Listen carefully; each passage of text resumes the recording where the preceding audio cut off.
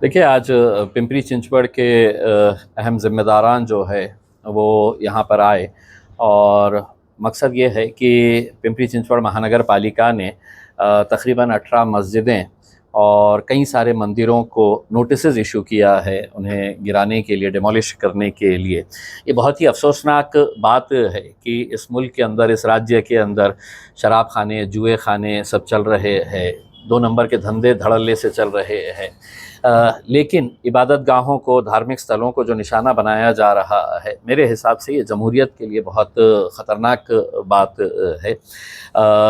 अगर कोई मस्जिद या मंदिर रास्ते में बाधा पहुंचा रही है, कहीं फायर ब्रिगेड के लिए है तो अड़चन पैदा हो रही है, तो हम खुद समझ सकते हैं और हम आपको यकीन दिलाते हैं, सरकार को, प्रशासन को, कि ऐसी इबादत गाहें, ऐसे मंदिर, मस्जिद जो है, वहाँ के ज़िम्मेदार खुद अपनी ज़िम्मेदारी समझकर हटा देंगे।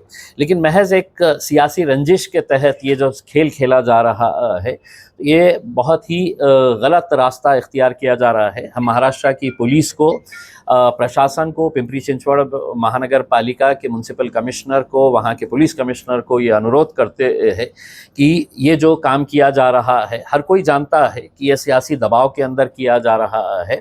इसको कहीं ना कहीं अपनी ज़िम्मेदारी समझते हुए लॉ एंड ऑर्डर का सिचुएशन क्रिएट ना हो, इसके लिए दोबारा गौर करें। आज इस मीटिंग के अंदर ये भी तय हुआ है कि लोगों के अंदर जो नाराज़गी है, जो गुस्सा है, उसको लेकर लोग पीसफुल प्रोटेस्ट करना चाहते हैं, इस बारे में भी चर्चा हुई है। अब वहाँ के पिंपरी चिंचवड़ के जो ज़िम्मेदारान है, वहाँ की आवाम है, ये तय करेंगी कि ये पीसफुल प्रोटेस्ट कब होना है, कैसे होना है, इसमें कौन शामिल होना है।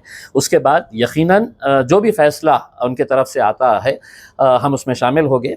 दूसरी बात यह है कि सिर्फ ये मस्जिदों का मामला नहीं है, इसके अंदर मंदिरों को भी निशाना बनाया जा रहा है और हम चाहते हैं कि सरकार ने मंदिर, मस्जिद हो, गिरजाघर हो, जो भी इबादत गाह हो, उसका तहफ़्फ़ुज़ करना ये हुकूमत की, सरकार की, प्रशासन की ज़िम्मेदारी है।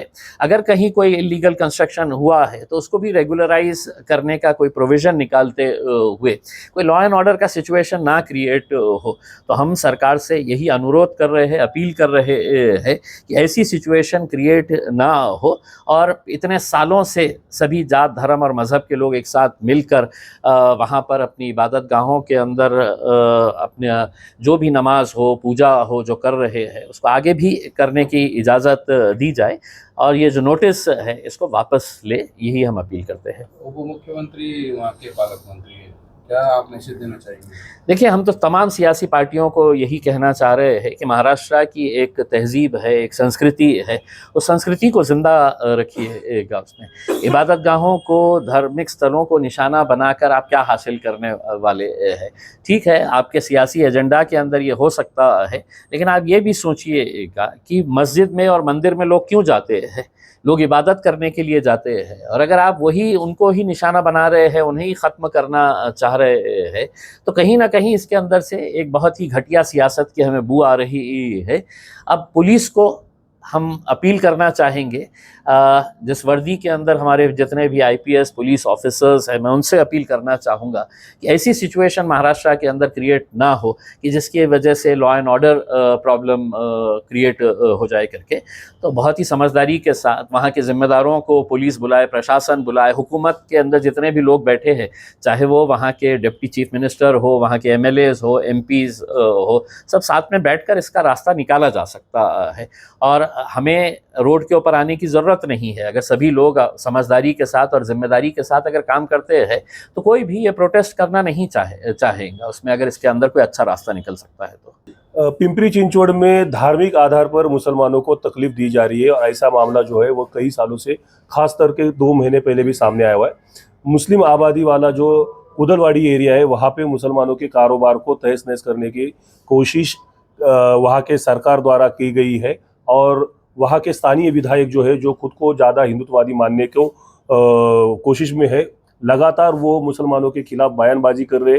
कुदलवाड़ी एरिया में, पिंपरी चिंचवड़ एरिया में मुसलमानों की बदनामी करने की कोशिश कर रही है और उनको वहाँ ज़्यादा से ज़्यादा तकलीफ को क्यों कैसी हो, इसके लिए वो हर कदम उठा रहे।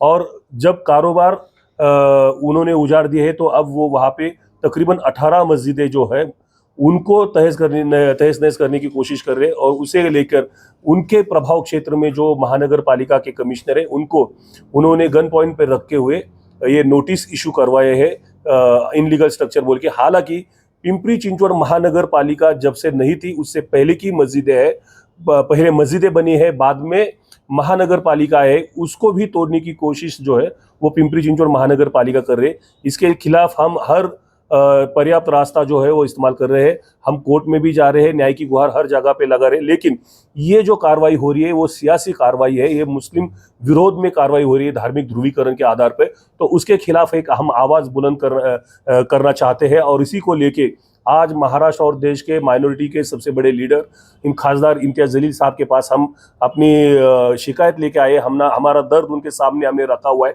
उन्होंने गहराई से सुना भी है और उन्होंने उस पर अफसोस जताया कि संविधान के रहते हुए ये इतनी इनलीगल बातें प्रशासन कैसे कर सकते हैं। और अगले हफ्ते हम एक हुंकार रैली पिंपरी चिंचवड़ में करने जा रहे हैं जिसमें लाखों की तादाद में लोग जमा होंगे और एक अपना आवाज बुलंद करेंगे कि सिर्फ हम पर ही धार्मिक आधार पर कार्रवाई क्यों की जा रही।